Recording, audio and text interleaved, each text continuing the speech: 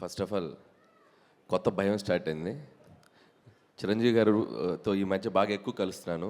ఈసారి ఎప్పుడైనా sir story ఒకసారి మీతో మాట్లాడాలంటే ఎందుకమ్మా ఏదో ఒక ఈవెంట్లో వస్తుంది అక్కడ మాట్లాడుకుందా అంటారు అని భయంగా ఉంది.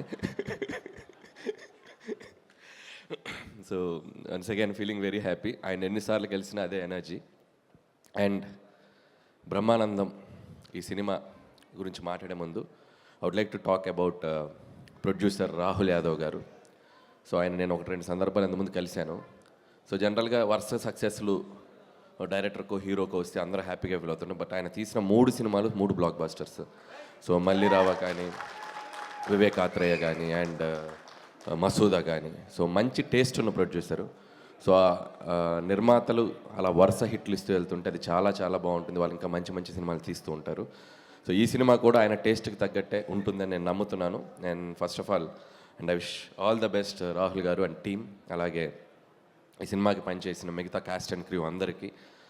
అండ్ ముఖ్యంగా ఎంత ఎదిగినా అసలు ఎదగనట్టు మిమ్మల్ని కిషోర్ గారు ఎంత పెరిగినా ఎంత 6'2" ఉంటావా? ఎంత పెరిగినా అసలు పెరగనట్టు ఎక్కడే వెనకుండిపోతావు. సో అది ఇన్స్పైరింగ్గా ఉంటుంది కిషోర్ నిన్ను చూస్తే. ఇంకా చాలా విషయాలు ఉన్నాయి ఇన్స్పైరింగ్గా ఉన్నాయి.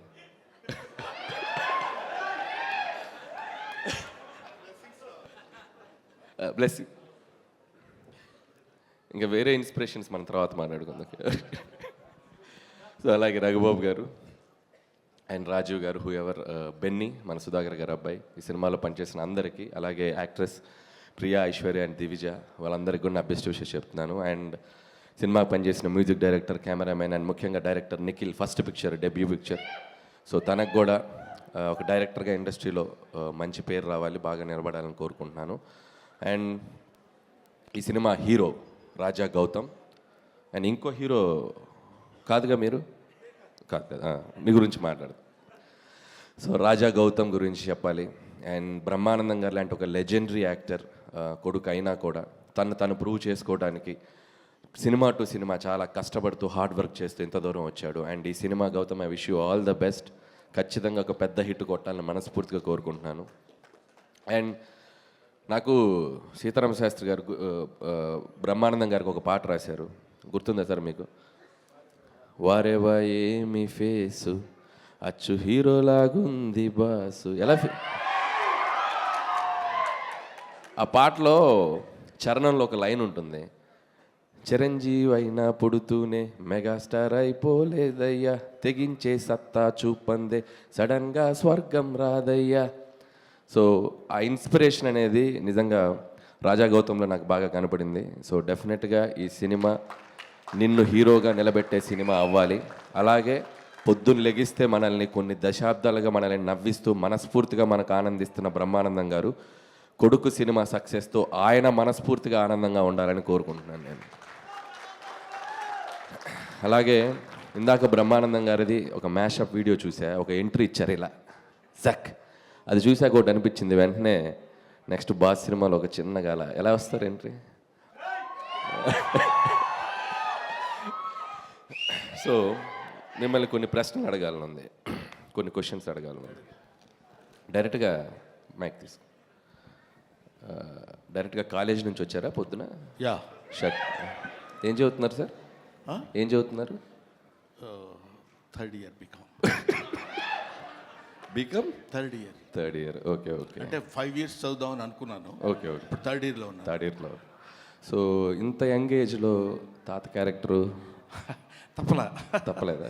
తప్పలా అంటే వాడు ఏమండి అది రాదు. అంటే మీ బ్రదర్ అండి? ఎవరు? Gautam is my friend. No, is my junior. No, is my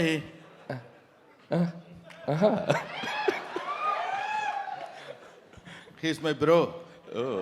yeah. So ఇంత తక్కువ వయసులో ఇంత బరువైన పాత్ర పోషించి వద్దు సార్. మీ సినిమాలో చైల్డ్ క్యారెక్టర్ ఏదన్నా ఉంటే ప్లీజ్.